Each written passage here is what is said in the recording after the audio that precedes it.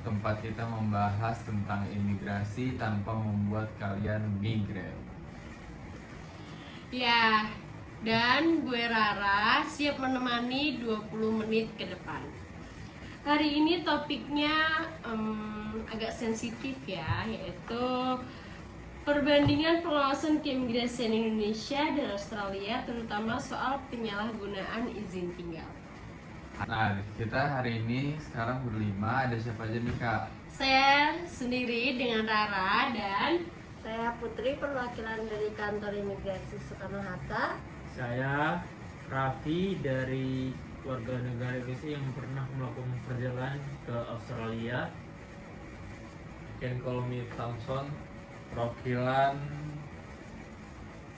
Kedutaan Imigrasi Australia.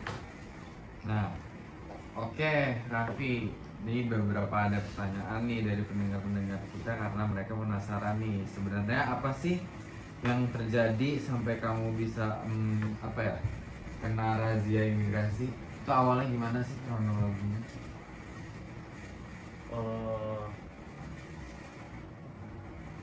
Oke, dari pandangan saya itu singkat cerita, jadi saya pergi dari Indonesia ke Australia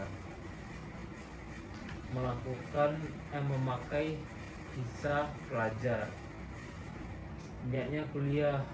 Terus sampai di sana ternyata ada tawaran dari teman-teman untuk mengajakin saya bekerja di sana, yang akhirnya kayak Orang-orang banyak nawarin kamu kerja Nah. gitu ya. Dan udah tahu nggak sih? bawa FTV nih di sini nih. Iya, Ya, lanjut. dan juga tahu nggak, ternyata gaji di Australia itu jauh lebih besar dibanding Iya, Indonesia. pasti gede ya. Ya. Sedangkan saya sebagai pelajar yang masih membutuhkan uang lebih kali ya untuk kehidupan yang saya berada di sana, akhirnya saya menyalahgunakan visa saya yaitu sebagai pelajar. Akhirnya saya juga bekerja di sana.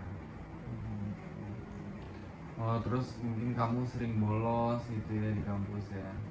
Saya mungkin kalau bolos dikarenakan pekerjaan, ada beberapa kali saya itu lebih mengutamakan pekerjaan saya daripada perkuliahan saya, yang akhirnya menimbulkan permasalahan-permasalahan juga di tempat perkuliahan saya juga. Raffi, kalau boleh tahu, kamu jurusan apa di sana?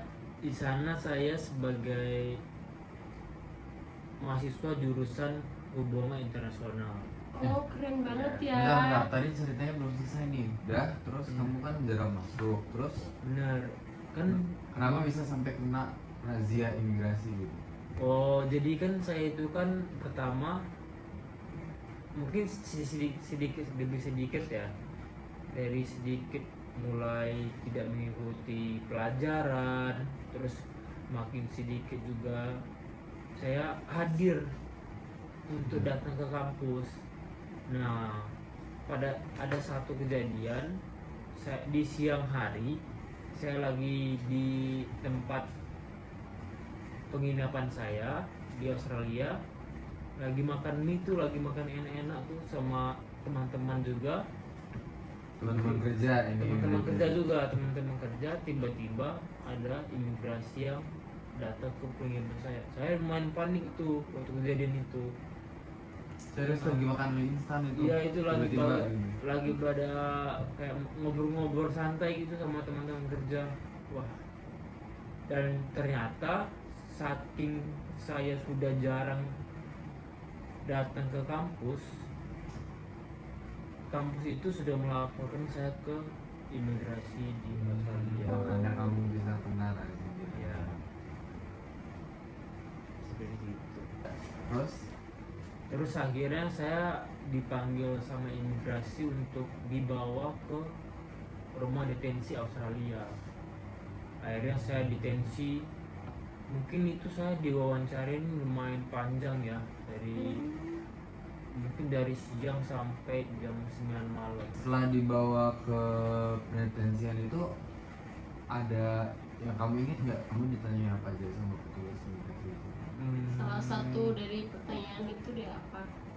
Mungkin pertanyaan paling yang saya ingat itu petugas imigrasi Australia itu nanya ke saya, kenapa kamu lebih memilih bekerja daripada belajar? Oh, karena apa kehadirannya itu bolong-bolong, jadi ditanya seperti itu Ya. ya. Dan juga kan visa. Soalnya izin tinggalnya juga bukan izin tinggal untuk Benar. bekerja ya. Untuk belajar. Mister, banyak yang bilang itu Australia kan super ketat. Apakah petugas kalian itu punya radar mendeteksi mahasiswa bolos? Enggak lah kalau seperti itu terlalu berlebihan. Tapi kami itu punya sistem pelaporan real time, yang dimana kampus itu akan melaporkan jika siswa tidak hadir sesuai batas minimum.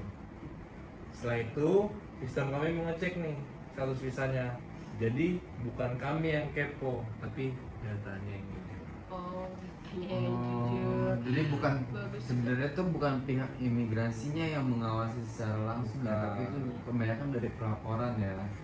Itu cara lain untuk menyebutnya, tapi intinya kami menjaga integritas sistem visa. Oh, bagus juga ya Australia ini. Itu patut kita tiru ya.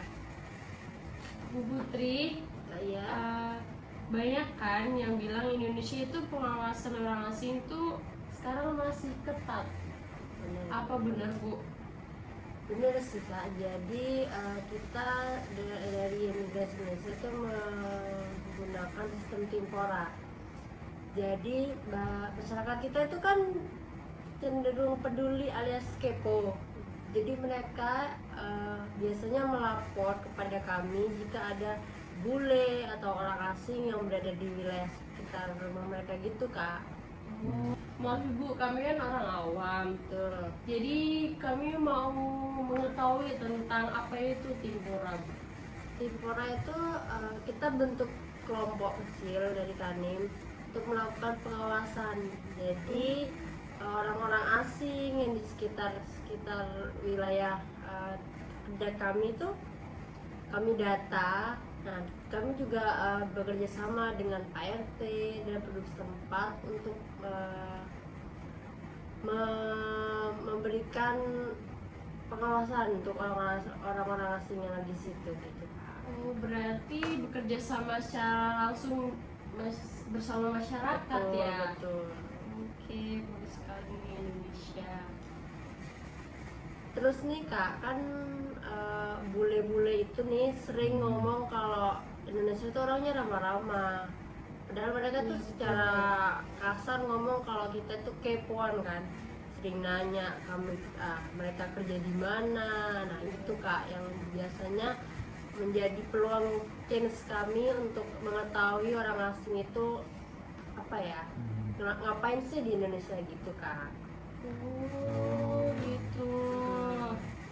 Kalau compare langsung nih dari yang tadi Bapak udah bilang sama mungkin dari sudut pandang pihak Australia nih, dari pandangannya Bapak Thompson, Mr. Thompson, itu gimana menurut Mr.? Kalau di compare langsung bedanya itu fokus pada integrasi data dan ketepatannya.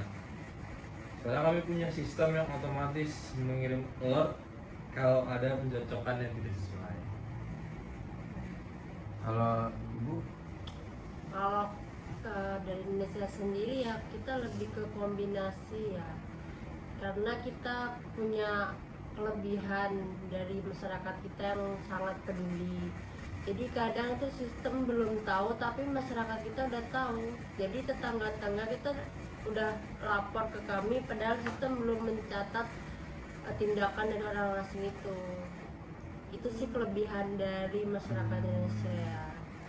Oh, jadi kesimpulannya itu mungkin kalau dipermudah itu Australia tuh kayak film-film science fiction gitu ya, detektif-detektif. Tapi kalau Indonesia mungkin lebih kayak detektif lokal gitu ya, kayak nanya gitu. Iya. Oke.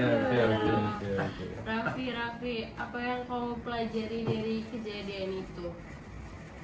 Pelajarannya banyak sih dalam kehidupan saya ya. Tapi yang pelajaran yang saya ambil itu jangan pernah menyepelekan kisah yang kita dapat. Jadi kalau emang kisahnya kisah pelajar, jangan sampai kita bekerja di sana. Oh, Ya. ya betul. Intinya jangan sampai melanggar ya kalau Jangan misalnya sampai bisa. melanggar.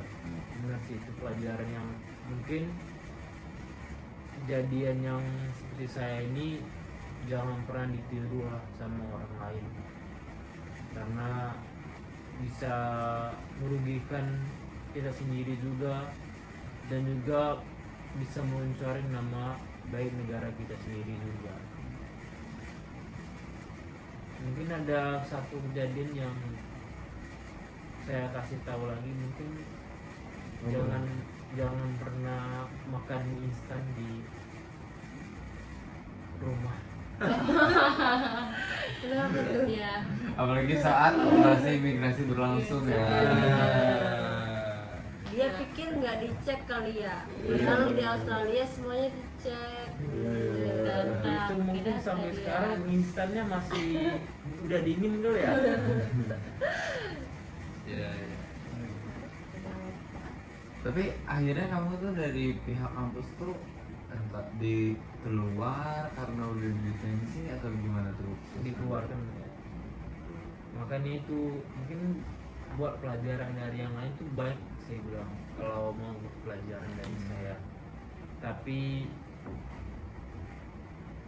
kan saya pun udah lewat, buat orang-orang di luar sana biar nggak seperti saya, nama baik negara kita juga tercoreng, merugikan kita diri sendiri juga, dan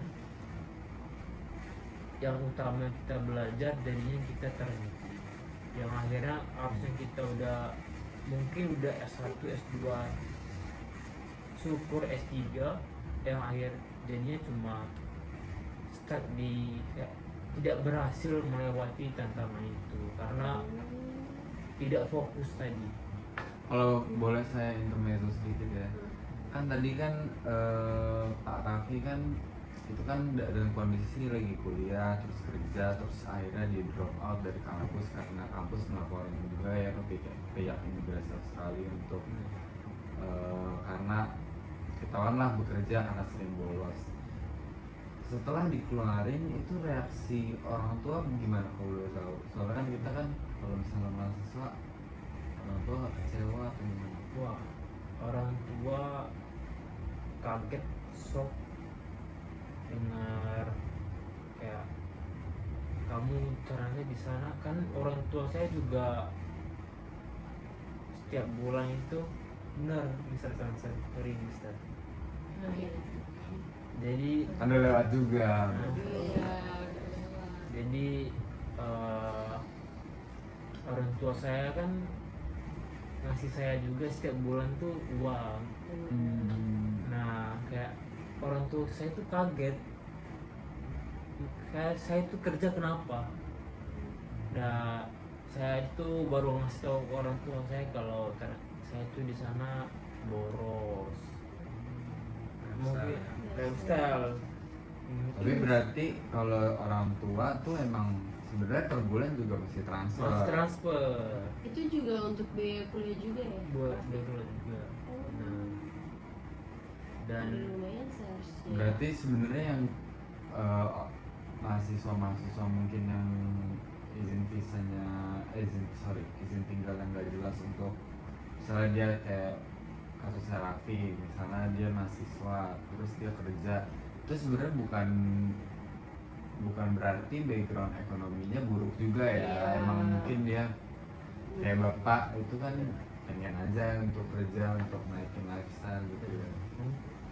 kalau yang Bapak bilang mungkin kalau latar belakang dari orang-orang yang kuliah di Australia, yang teman-teman Indonesia di sana saya lihat untuk ekonomi Masih oke-oke lah ya. betul ada oke Betul. semua, tapi itu yang membuat kita hancur itu adalah kita kebawa dengan lingkungan di sana.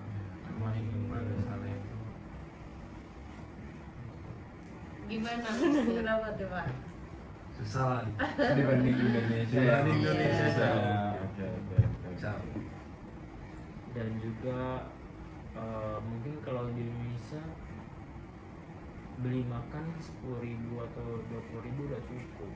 Nah di sana 10 kali lipat mungkin. Minimal berapa? Minimal berapa itu sehari? sehari makan mungkin kalau di saya 500.000. Wow. Sekali makan atau sehari? Satu hari ya. Satu hari. Biasanya tuh di sana makan apa sih, Raffi ini? Misal kalau teman-teman boleh tahu, saya di sana masak saya di sana. Jadi saya masak. ya Keren ya. ya Cuma rata-rata Indonesia. kalau mahasiswa ke luar negeri biasanya belanja. Benar, Masak di benar, apartemen. benar. Sana tinggal di apartemen. Bu? ya.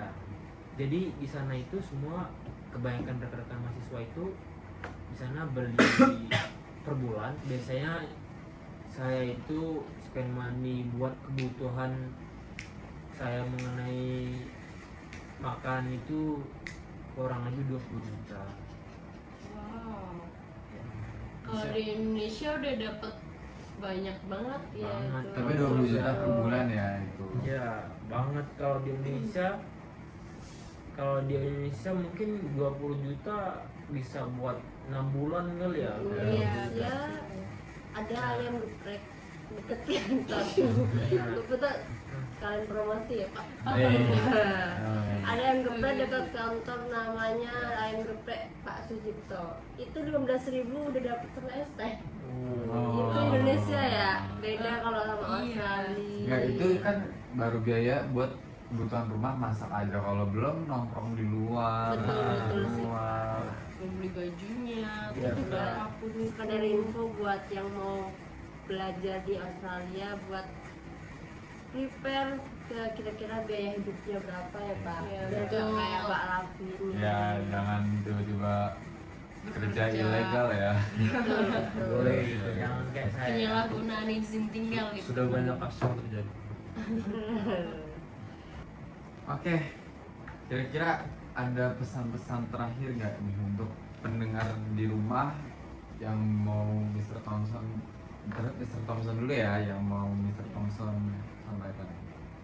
Pesan-pesan untuk adik-adik di luar sana, untuk masyarakat Indonesia, visanya dipatuhi, aturan dibaca, jangan coba-coba makan.